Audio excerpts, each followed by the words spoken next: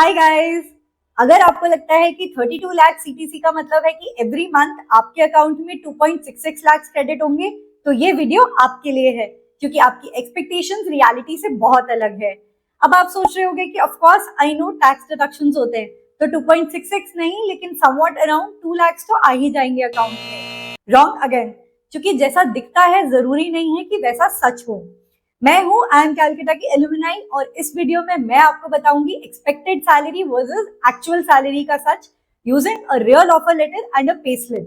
तो इस वीडियो को एंड तक जरूर देखना एंड अगर आपको वीडियो अच्छा लगे तो लाइक जरूर कीजिएगा and do share it with your friends and family जो एकदम से किसी की भी सीटीसी सुन के इम्प्रेस हो जाते हैं।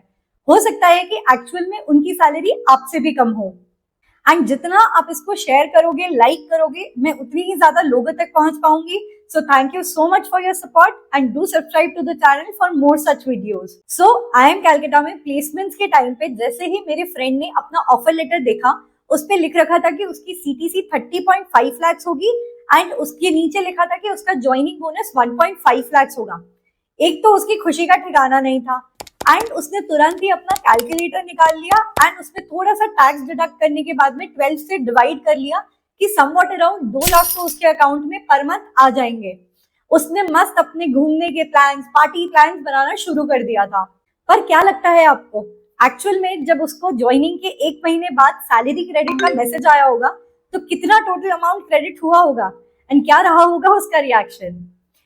अपने अकाउंट में 1.5 लाख क्रेडिट का मैसेज देख के वो बहुत ही ज्यादा शॉक हो गया था एंड उसने सबसे पहले अपनी पे स्लिप खोली ये समझने के लिए कि जहां 2 लाख आने वाले थे वो कट कट के 1.5 लाख कैसे हो गए। एंड ताकि आपको भी ये शॉक ना लगे, इस वीडियो को एंड तक जरूर देखना क्योंकि अब हम देखेंगे कि रियलिटी में आपकी सैलरी क्या होती है एंड आपके अकाउंट में क्या क्रेडिट होता है। अब अगर हम रियलिटी की बात करें तो ये जो 32 लाख सीटीसी बोली जाती है, ये सीटीसी टर्म का मतलब होता है कॉस्ट टू कंपनी। इसमें एक कंपनी एज एन एम्प्लॉय आप पे जितना भी स्पेंड करती है वो सब कुछ ऐड होता है। तो सीटीसी के बहुत सारे कंपोनेंट्स होते हैं, स्टार्टिंग फ्रॉम योर बेसिक पे या fixed pay to your house rent allowance, your travel allowance, your performance bonus, कोई भी रिटायरमेंट बेनिफिट्स जो आपको मिल रहे होंगे, मेडिकल इंश्योरेंस, आपको कोई भी अदर पर्क्स जैसे फूड कूपन, ट्रांसपोर्ट, कुछ भी और अगर मिल रहा होगा, प्लस इसमें आपका joining bonus and retention bonus भी अगर आपको कोई मिल रहा हो तो वो भी ऐड होता है। तो ये सारे कंपोनेंट्स मिला के आपको ये जो 32 लाख का सीटीसी कोट किया जाता है वो होता है। नाउ अलग अलग कंपनीज के अलग अलग स्ट्रक्चर्स होते हैं बट बेसिक स्ट्रक्चर यही होता है। अब जैसा कि आप इस पे स्लिप में देखोगे तो इसमें आपका ये जो बेस पे लिख रखा है उसमें भी आपका प्रोविडेंट फंड का कंट्रीब्यूशन एडेड है which is your retirement benefit जो आपको अभी नहीं मिलेगा। आपको अपनी बेसिक सैलरी वर्सेस बेस पे में भी डिफरेंशिएट करना आना चाहिए एंड यूजुअली आपकी बेसिक सैलरी आपकी बेस पे का 40 to 50% ही होती है। तो आपकी ये जो 32 लाख की सीटीसी थी उसमें से only 10 lakh is your basic पे।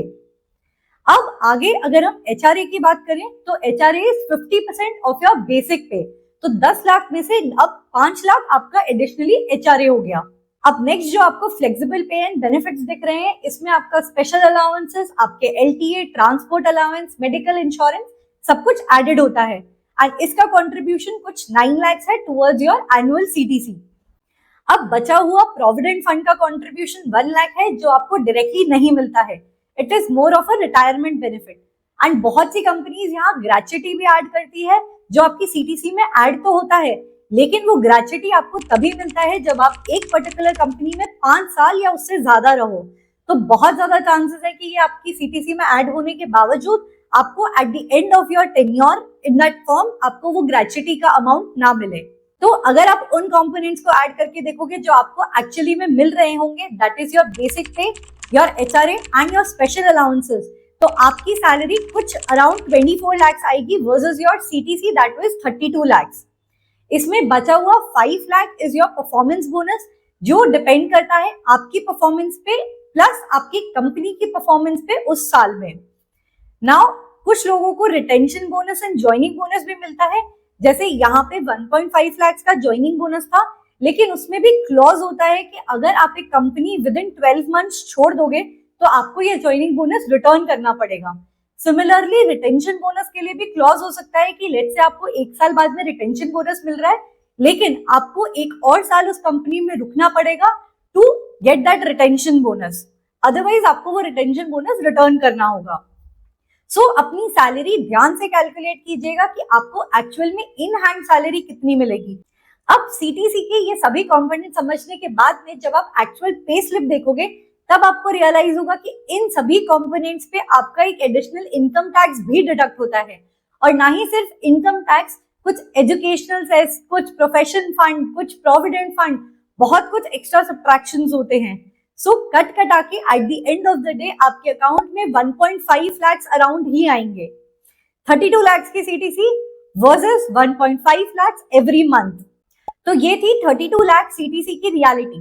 2.66 लाख का सपना अकाउंट में आते आते 1.5 लाख का बन जाता है। सो आप जब भी कोई ऑफर लेटर एक्सेप्ट करो या अपने सैलरी निगोशिएशंस करो, आपको हमेशा ये सीटीसी के कंपोनेंट्स को समझना है एंड इनके टैक्स इम्प्लीकेशन समझने के बाद ही नेगोशिएशंस करने हैं। ऑल्सो आप अपने फाइनेंशियल्स भी उसके बाद ही प्लान करना, बिकॉज अदरवाइज बहुत ज्यादा मिसमैच हो सकता है। सो अगर आपको ये वीडियो हेल्पफुल लगा हो तो लाइक जरूर कीजिएगा and do share it with your friends and family. Channel को अगर आपने अब तक सब्सक्राइब नहीं किया है तो जरूर से सब्सक्राइब कर लेना, क्योंकि हर हफ्ते मैं लाऊंगी कुछ ऐसे इंसाइटफुल वीडियोस अपनी कैट एंड एमबीए की जर्नी से, जो आपको भी आपकी जर्नी में डेफिनेटली हेल्प करेंगे।